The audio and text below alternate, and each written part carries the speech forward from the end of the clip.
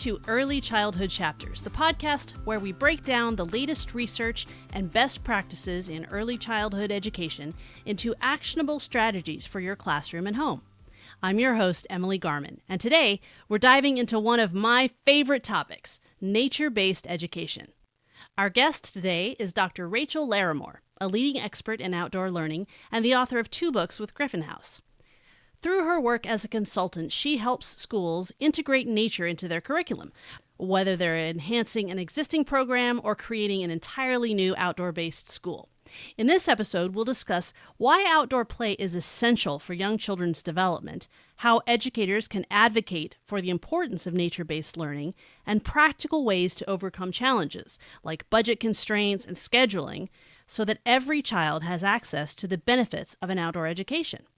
If you've ever wondered how to bring more nature into your classroom or program, this conversation is for you. Well, let's kick it off. So welcome to the podcast, Dr. Rachel Larimore. I will call you Rachel.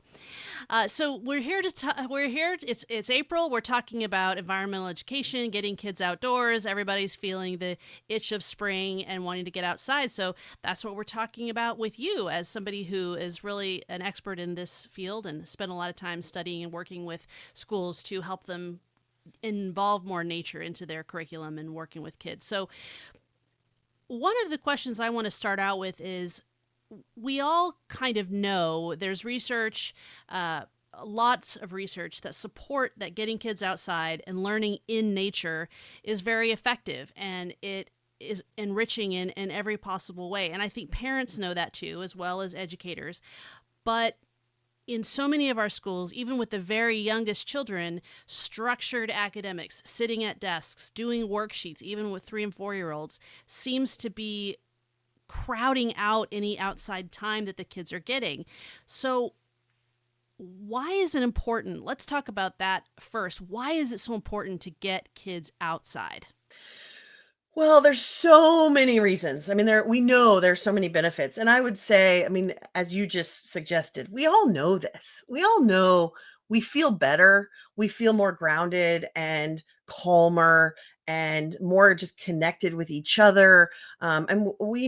After we've spent time outside, right? We know that because it's like, oh, I need to go for a walk. Like, I'm losing my mind. I need to go for a walk. Or, we go out on the weekend to the park, with our family, and it's like, oh, I feel so refreshed and just calmer. And the kids were just engrossed with play. And, they barely bothered me the whole picnic. Like, they were just off doing their own thing, right? I mean, that's what parents would say. But so we inherently know the benefits of being outside. And yet we've had to kind of prove it, because as you said, we've moved away. As we've moved towards formal schooling, we've moved away from being outside. We've moved away from play, first of all, which I'm sure you talk about all the time in these podcasts. But we've also moved away from the outdoors, which, by the way, is very fitting. You're doing this in April for Earth Month, right? I'm sure that was intentional. It probably was. So, I mean, we know it. We know there's benefits, but now we are having to prove it a little bit. And I think that is because we're seeing this disconnect. We're spending more time indoors. We're spending less time playing, first of all, and outdoor play in particular. We know being outside is good for our physical health. I mean, we could go on and on about physical health, but I'll do the highlights. So we know that even just being outside, having the natural daylight, helps with prevent nearsightedness. So we've seen this increase in myopia, which is the scientific term for nearsightedness. But being outdoors, our eyes need that natural light for eye development. We know you're going to have more vitamin D when you're outside in the sunlight, which also means that you're going to sleep better later, right? You've got melatonin production and then sleep, and part of that circadian rhythms. I mean, I've now reached the age in life where it's all about, like, how do I maximize sleep and how do I, reduce stress and all of these things. And everywhere you turn, it's go outside and get morning sunlight, right? Have time outdoors, move your body outside. So we know, I mean, in lots of different ways, we know that being outside is healthy for us. So yeah, myopia, children that move more or play outside just move more, like they're just more active.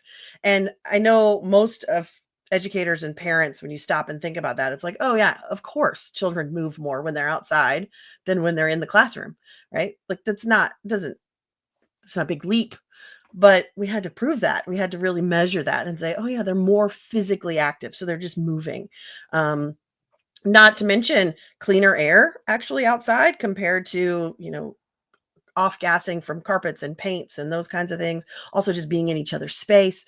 So, those are physical benefits. But then we also know that cognitively, they're engaging all of their senses. You talk about science development. I mean, there's more opportunities to engage with natural phenomena and make sense of the world around them in terms of science learning.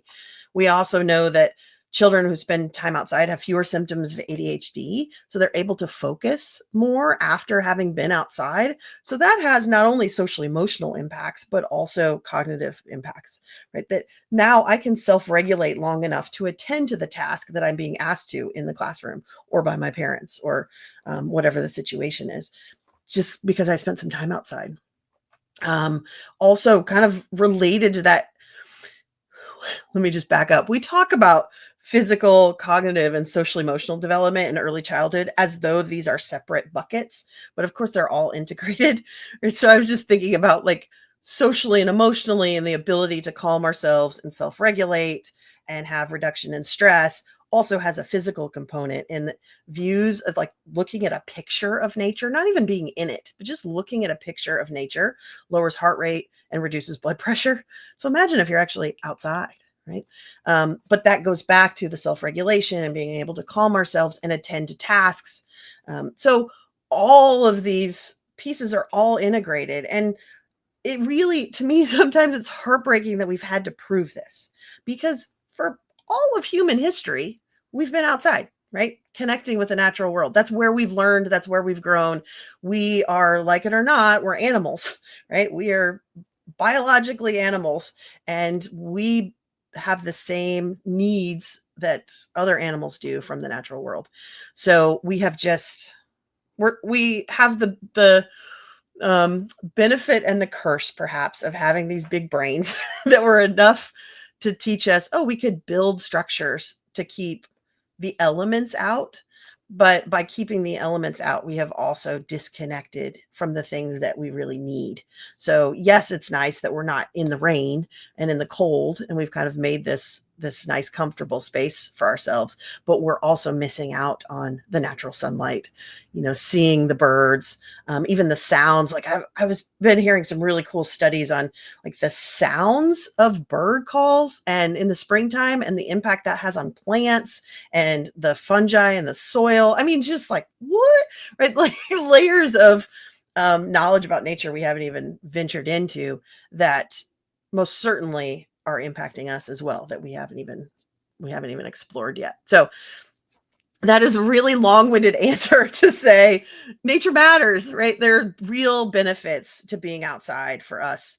And I think if people don't want to dive into all of the literature and read, scientific journals about all of it, I would just encourage everyone to like think about yourself. Think about the last time you went outside and, had this nice, like, oh, I feel better, and sure, I'm sure the pushback here will be, well, it was really cold and I was kind of miserable. And okay, well, then we have to dress differently, right? If you had geared up and had warmer coats and warmer hats and warmer mittens, then it's still refreshing and like, oh, that was still lovely because my physical needs have been met. So the same is true for kids. As long as we have dressed them appropriately for the weather, then they can absolutely have a positive, experience outdoors in playing in the outdoors.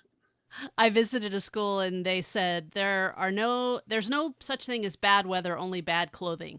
Yeah, it's true. Although I will say I have nuanced that a little bit. I agree. I think that's helpful to get people out. I will say, especially programs that spend almost all of their time outside, there is a point where you've been out for like the fifth day in 45-degree rainy weather that it's like, you know what, this is kind of annoying weather. I want to go back inside. So there is a balance here. I think too often we use the lack of clothing, as an excuse to not go out when really it's not bad weather. We could go out.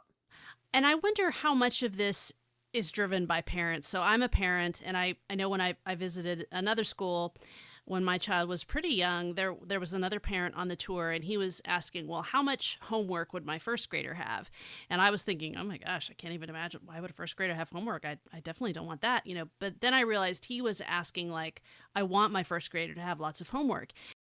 And it made me think about, I think for a lot of parents, we can identify worksheets, or when our child brings home a graded paper, even if they're 5 or 6 years old, that is identifiable to us as learning. So when kids are outside playing, they're having this open-ended play in nature, they are learning even just by picking flowers, or they're gaining fine motor skills by braiding grass, or just looking at rocks, or scooping up mud, whatever it is they're doing.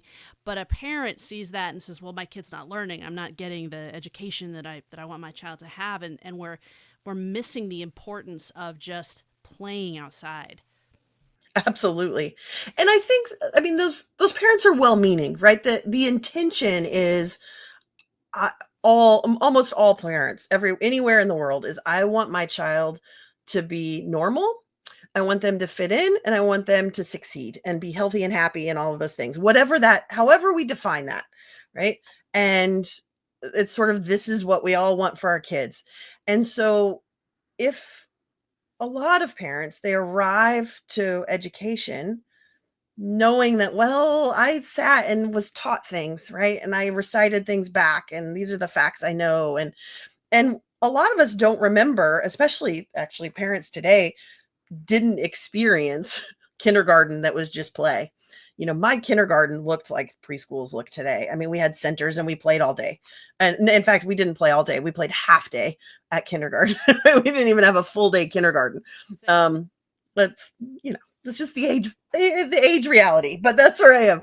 But that, so the expectations of what school looks like, and it's easier to wrap your mind around a worksheet that shows kind of the facts and the outcomes, right? Especially cognitively.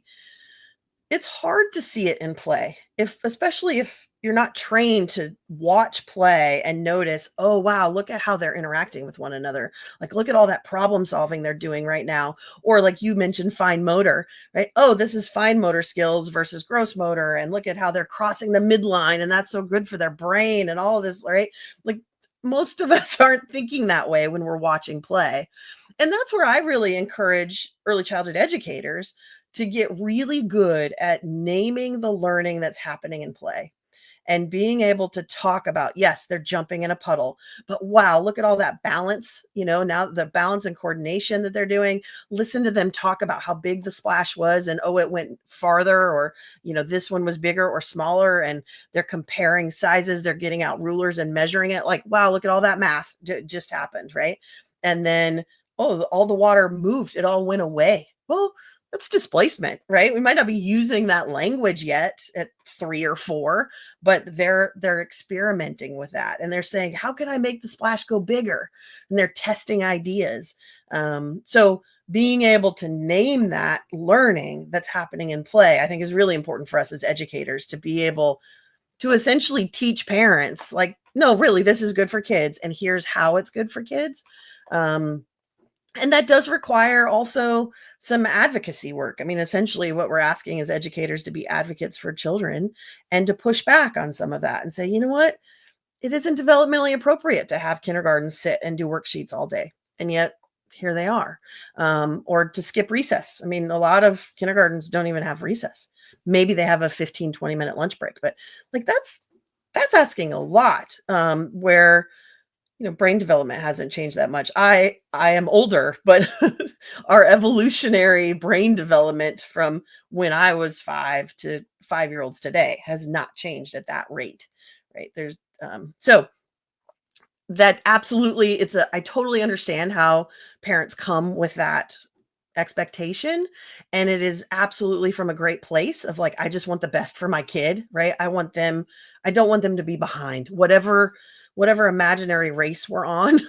um and so I understand that, and that's where I think we have to, as educators, really say this is what is happening in play and why it's good for children, and being able to name the learning and help parents to see that, which takes work. It's not like it just happens, right? I mean, it has to be really intentional. One of the things you have written 2 books with Griffin House. You also are a consultant and you work with schools who are starting to incorporate outdoor learning in their programs or want to start schools that are entirely outdoor based.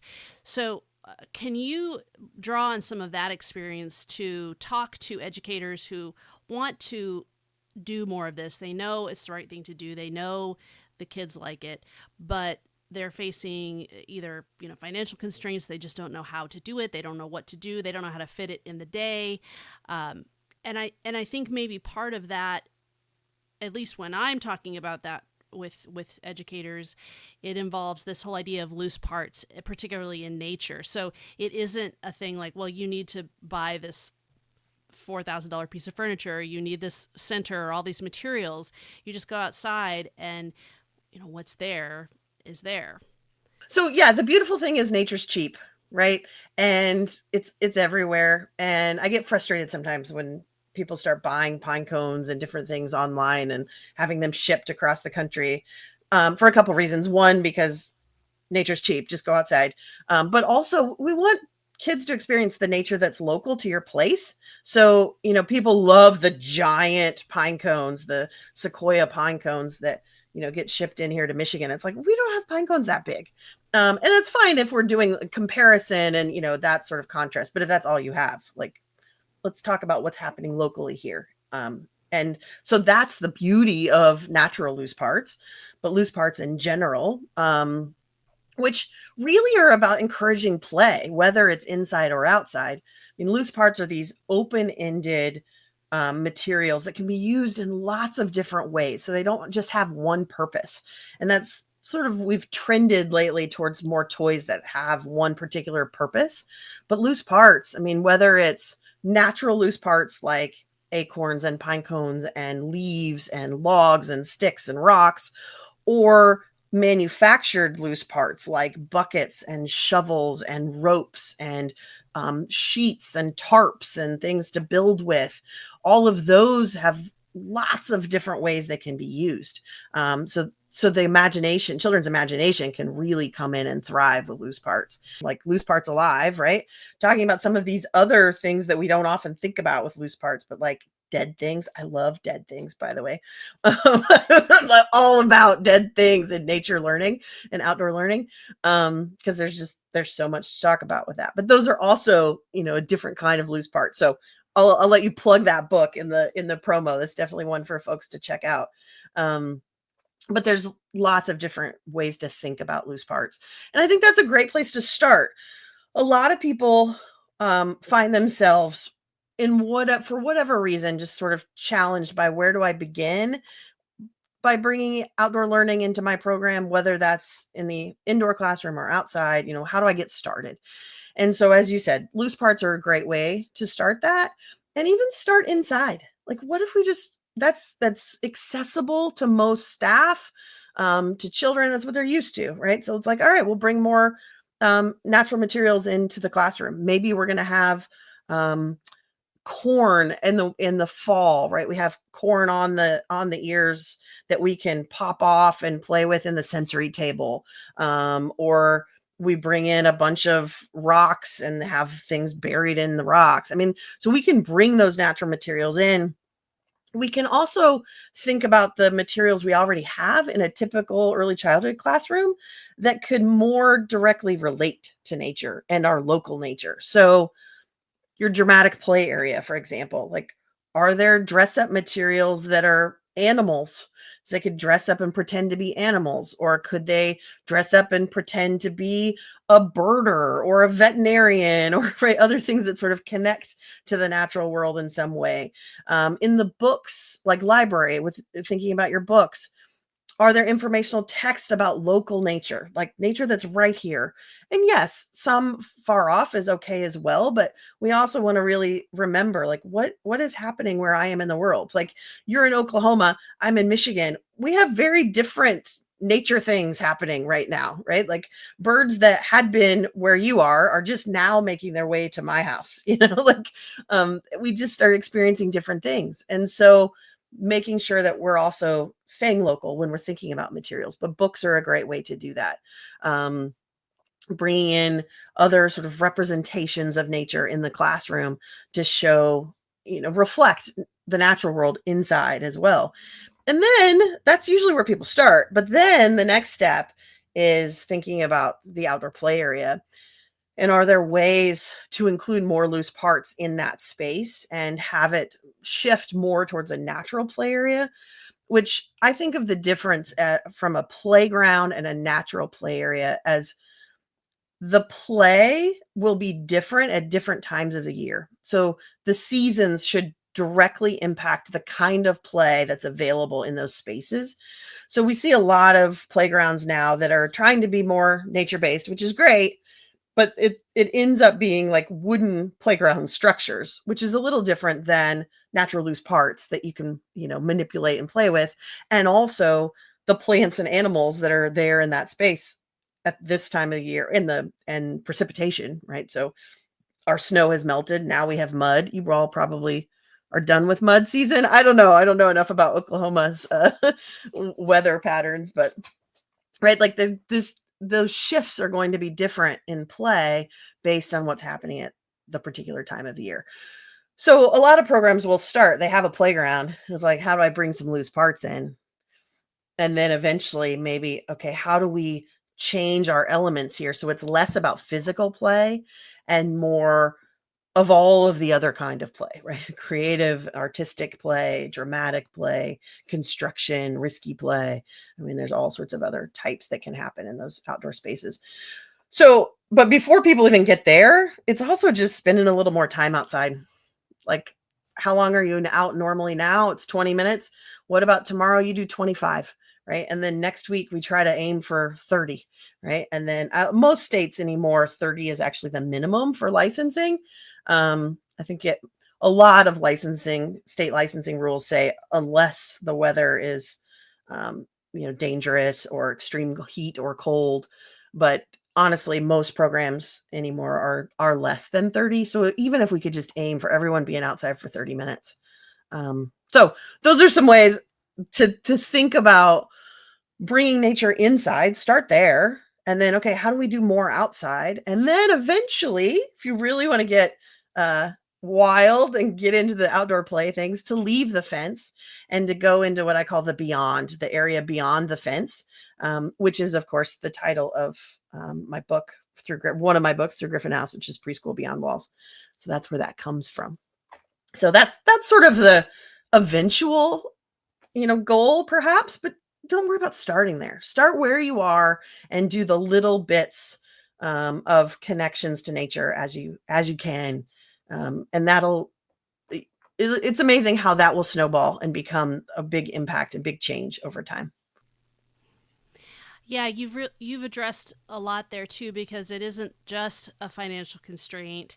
It's sometimes resistance from our admin or the policies of the institution. Child care centers are different than schools and may have different rules about things. It seems like, I know when we were kids, we were playing in vacant lots and riding our bikes around from dawn till dusk and weren't. But now parents are concerned about this thing called safety, and they're really concerned, about their child getting hurt out in the woods. We're the bitter Gen X, aren't we? I can tell. Yeah, absolutely. So, we came home and let ourselves in and made some macaroni and cheese, right? So, exactly. But after our half-day kindergarten. My daughter actually asked me, she goes, "Did you play in the sewers as a kid?" And I was like, "What? No, I didn't play in the sewers. What? Why would you say that?" And I said, "Oh, I played in the storm drains." Exactly. Different from the sewer, but in the storm drains, yes. Yeah, exactly. That's before it's the sewer. That's different. Yeah. I love it. So, yeah, I mean, this is a way for teachers, educators, caregivers to just start small and not think they've got to change the world right away, but it will make a difference in just their mindset too, I think. And what about folks in, I'm in Oklahoma, you're in Minnesota. We have the luxury of large amounts of space. We don't have we have yards and we have playgrounds at our schools, but in urban areas, they may really not be anywhere that they could find a forest or a place with anything other than gravel and a few trees and plants. But maybe talk a little bit about how people in urban settings can do this. Yeah. I think the first thing is just to reimagine what you are thinking of when it comes to nature. Like often when I hear people say, or I ask people, what do you think of when I say nature? They're thinking of wide open spaces and there aren't many people around and it's more wild, right? But the fact is, nature's everywhere, even in urban spaces. We actually heard this during COVID. I know this has been a while now, but in New York, the New Yorkers were noticing how loud the birds were during COVID because there weren't cars on the street honking and there weren't people out talking and yelling and carrying on, right? The birds weren't any louder than normal. They just now could hear them. So the birds have been thriving on the sides of buildings and raising young for generations. And there's plants around, and so there is a lot more nature than we realize or acknowledge sometimes. In fact, some really cool studies. I'll try not to nerd out on all this for you, but some really cool studies in Chicago of the coyote populations, and the coyotes have figured out how to cross the highway based on rush hour times and when all the people have gone away. And so we as humans love to think that, oh, we've built these cities and we've pushed all the animals out. We don't have to worry about them. It's like, no, they've just learned how to adapt to us. Because we're not the smart ones. We have bigger brains, but we're clueless sometimes on these things. So some really cool studies on urban nature, but the fact is nature is there, and there are parks and there are little courtyards and sort of nooks and crannies of natural spaces. And as a result of there being less open space, there's actually more biodiversity and more interesting events happening to say it, I don't know how to say it, but like there's just more happening in those spaces, right? There's more animals raising their young. There's more plants probably per, foot in that space than there are in other places compared to even more open spaces like in my neighborhood, right? So just first and foremost is like, okay, let go of what we think counts as nature. Because I hear that a lot from urban. Oh, we don't have nature. You do have nature. And actually really interesting and in some ways even more fascinating, I think, because it's like, whoa, they have adapted. These animals have adapted. These plants have adapted to live in this space that I never would have expected. So there's that, first of all. And then I think it's also getting creative about where is nature in larger spaces. Where are places we could visit? I've seen programs that they have drop off at the local park and then they walk to school after they've had outdoor time, or the other way around, or they walk both ways depending on how close it is, right? I've seen other programs that will then have a bus and they will actually just transport kids to a different park that's a little farther away, but there's a bigger space.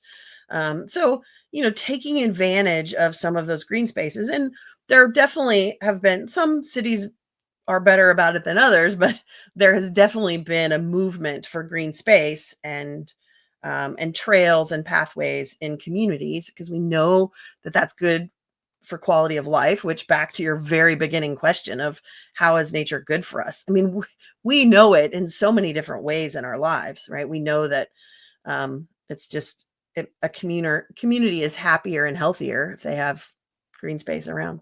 So finding those spaces that you could go and visit. Maybe it's even to start with, it's a few times a year. You go to a local nature center or go to the park, like a state or national park, right, that you're visiting on some sort of regular basis.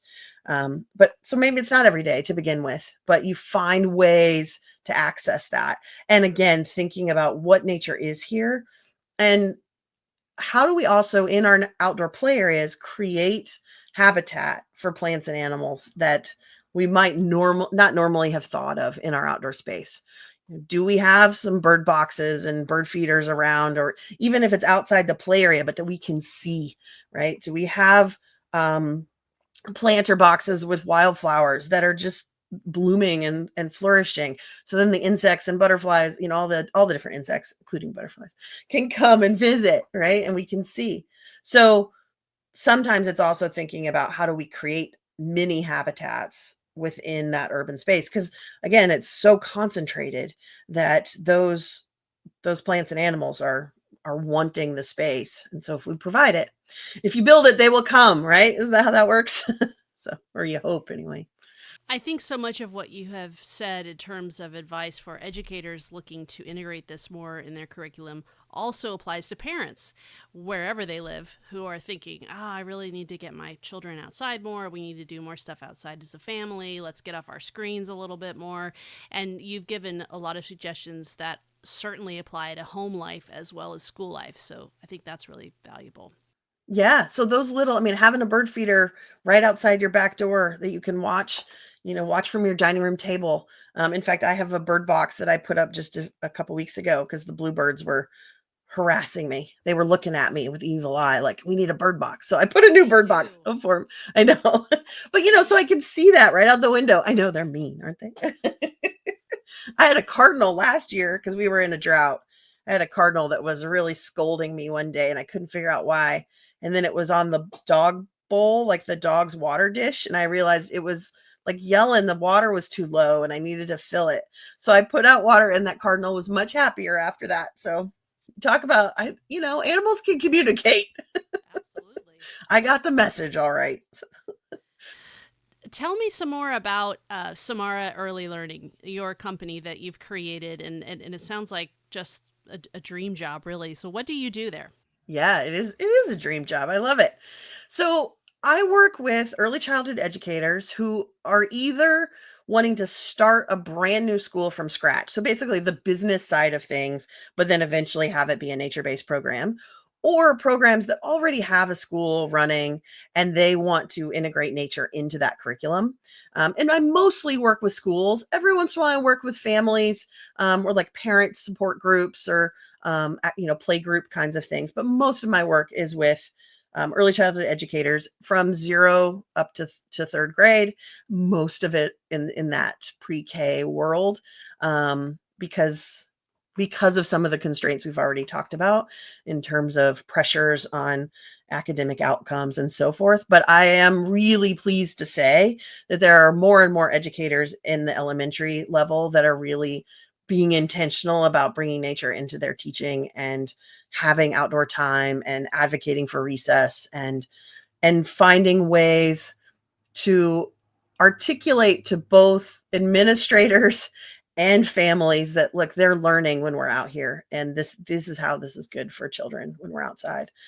So I don't want to, most of my work is younger, but absolutely there is work happening at the elementary level, and I do work with those K3 groups as well. But so I'm all over the country and world even anymore. Lots of it virtual, professional development workshops, some consulting with administrators, from policies to, because how do we do this safely? How do we ensure that we have the policies in place to take kids out into the woods? And okay, what if they want to climb trees? Like, what's our boundaries on that? How do we limit that and do that safely? So that's the work that I do. And then of course, part of that is writing some books. So got a couple books with Griffin House, the Preschool Beyond Walls, which is really more like framing the curriculum and ways to think about how to bring nature in. So we talked earlier about bringing nature into the inside and the outside and the beyond. And so we go through that in that book. And then the most recent one was Evaluating Natureness, which is more of a program assessment. So sorry for parents that are listening. This isn't quite as parent focused, but for programs from pre-K through third grade that want to evaluate, how naturey are we? Are we being intentional about nature in our teaching?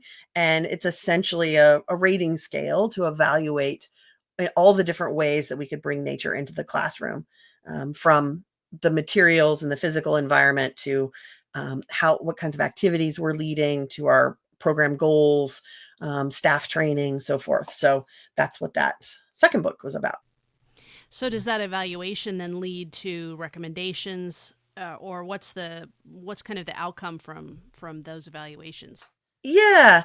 So, I mean, a lot of people are using it now as sort of a self-assessment of, hey, I want to be nature-based, and where do I even start? And I always say, well, start with where you are. So the first thing is you have to figure out, where are we? What are we doing already? And how do we build on that? So it is a great self-assessment, to just check where we are right now. I've also seen programs who are using it at the beginning of starting this nature journey. Like, okay, we want to be more outdoors. We want to be nature-based. Let's measure where we are now, and then at the end of the year, let's check in and see how have we grown and changed over that year. So just as again, a self-assessment measure. We are seeing a few states that are thinking about it in terms of quality rating improvement systems, right? We know there's all these different tools that states are using for quality rating improvement. And so especially challenging are these programs that are nature based and really outside all day or most of the day, don't really have an indoor space that would be reviewed in some of those other measures. So some are considering this as sort of an alternative pathway to evaluate nature-based programs. Like you meet the same standards to a point, and then it's like, well, now it doesn't really fit. So we'll use this evaluating nature's, which is actually Neighbors is the tool itself within the evaluating natureness. Um, so those are probably the biggest ways. So there isn't, you get a score, but I'm always hesitant. Like, that's just a number, right? It's not really, that's not what it's about. The idea is it's a reflection tool of, okay, where are opportunities to build on what we're already doing well, and opportunities to continue to grow, and really be intentional about using nature as a teacher. But I will say, I think for any program, especially programs, early childhood programs that are thinking about really being intentional about nature in your curriculum, I would first just get really clear about why. Why do you want to do this? Like, what's driving that? Um, if it's just because it seems to be popular right now, that's probably not going to be effective. You're probably going to struggle to make the change. But if you can be really clear about, why does this matter for our program that we want to do this, and make sure everyone on the team knows that, and then also think about, what are we already doing well, and how can we keep doing that and know we're doing right, being intentional about continuing, and then also build on that. Like, we're already going outside every day, even in the rain. Great. Can we go out 10 minutes longer than we used to, right? 15 minutes longer. Can we continue to do that? Or, we're outside every day no matter the weather.